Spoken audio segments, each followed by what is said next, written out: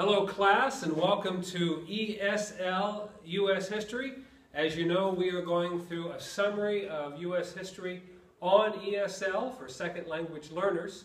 And what we're also going to be focusing on for your project is World War I English poetry for ESL. World War I was happening 100 years ago at this time, and so we're going to be studying that. And so we see a picture of the famous gas mask here, and a gas mask on the horse. Let's go to the next slide. Classic picture of World War I, the futility that was shown in the poems of a man on a horse with a lance, and he's going to go into glorious battle, but he's wearing a gas mask, and he can't get very far because of the barbed wire, because of the bombs, because of the tanks.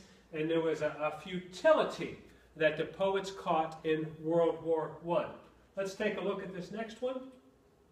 As we know, going over our course objectives for this particular component, students will demonstrate an ESL understanding of World War I English poetry by reading, discussing, and analyzing selected poems.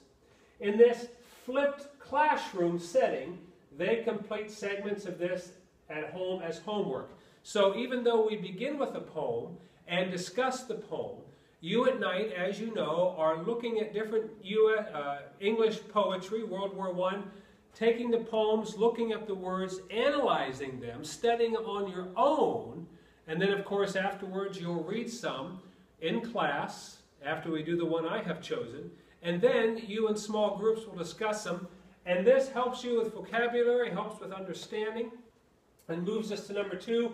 Students will create their own poem, focusing on wording, mood, voice. So as we know, this is not an issue of knowledge, this is an issue of feeling.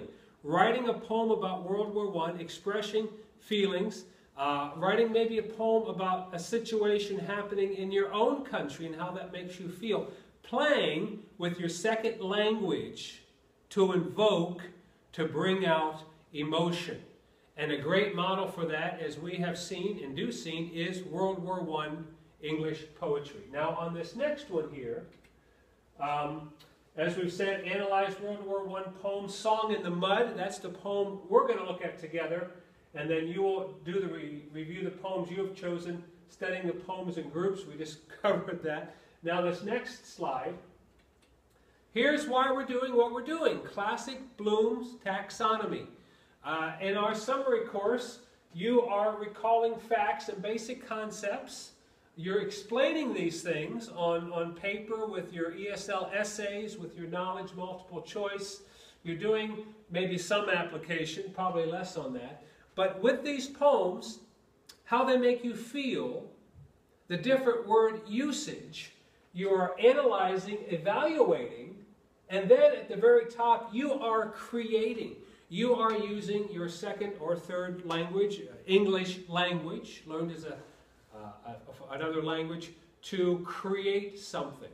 And so this is the background of this. So what we're going to do today is we're going to listen to, it's a bit long, we're going to listen to Song of the Mud by Mary Borden. I'm going to be showing this to you. You received it last night.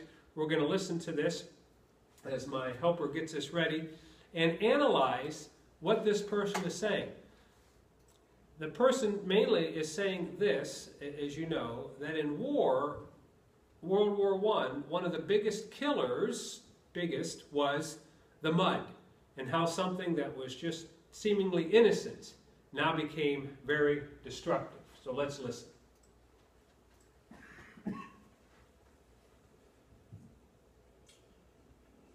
Song of the Mud by Mary Borden. This is the song of the mud, the pale yellow glistening mud that covers the hills like satin, the grey gleaming silvery mud that is spread like enamel over the valleys, the frothing, squirting, spurting liquid mud that gurgles along the roadbeds, the thick elastic mud that is kneaded and pounded and squeezed under the hoofs of the horses, the invincible, inexhaustible mud of the war zone. This is the song of the mud, the uniform of a poilu, his coat is of mud, his great dragging flapping coat that is too big for him and too heavy. His coat that once was blue and now is grey and still with the mud that clings to it. This is the mud that clothes him. His trousers are winter of mud, and his skin is of mud, and there is mud in his beard.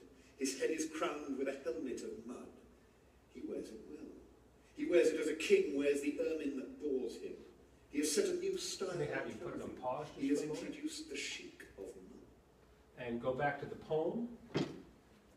At the very top, I think we're at the very top. You go to the very top, and here's some of the words in English that she is using to convey emotion. The frothing, squirting, spurting liquid mud that gurgles along the roadbeds.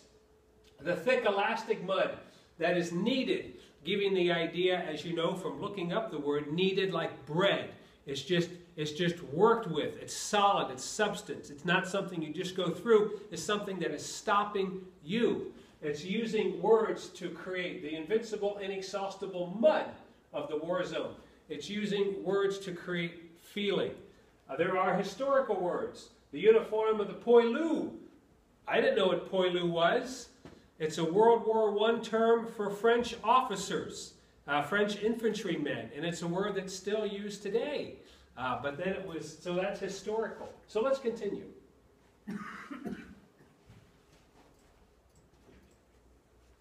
This is the song of the mud that wriggles its way into battle. The impertinent, the intrusive, the ubiquitous, the unwelcome. The slimy, inveterate nuisance that fills the trenches, that mixes in with the food of the soldiers, that spoils the working of motors and crawls into their secret paths, that spreads itself over guns, that sucks the guns down and holds them fast in its slimy, voluminous lips, that has no respect for destruction and muzzles the bursting shells, and slowly, softly, easily soaks up the fire, the noise, soaks up the energy and the courage, soaks up the power of armies, soaks up the battle, just soaks it up, and thus stops it. This is the hymn of mud, the obscene, the filthy, the putrid, the vast liquid grave of our armies. It has drowned our men.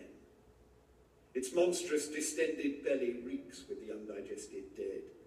Our men have gone into it, sinking slowly and struggling and slowly disappearing. Our fine men, our brave, strong, young men, our glowing red, shouting, brawny men. Slowly, inch by inch, they have gone down into it, into its darkness, its thickness, its silence. Slowly, irresistibly, it drew them down, sucked them down, and they were drowned in thick, bitter, heaving mud. Now it hides them. Oh, so many of them. Under its smooth, glistening surface, it is hiding them blandly. There is not a trace of them. There is no mark where they went down. The mute, enormous mouth of the mud has closed over them. So when they were talking, how was your friend killed? Let's say if this was a conversation in World War I afterwards, you would say, he died in World War I. Was he shot? No. He was pulled down by the mud. It was the mud that killed him. I did this poem because it's so direct. It's a little long, but so direct. Now let's work on some of the different words that we've come across that you may not know. You were supposed to look them up last night as part of our flipped classroom. And then after that, we'll have a few of you come up and read your poems, give us an analysis of those. We will be using the rubric to work with you for English language pronunciation, for style, for presentation, and then of course you'll be getting into small groups. All of this leads to the creation of your poem, which you'll be giving probably next Tuesday, and using the rubric. So, all I can say is that it's a shame that the rest of you can't be here with us. And this is Brian Butler signing off.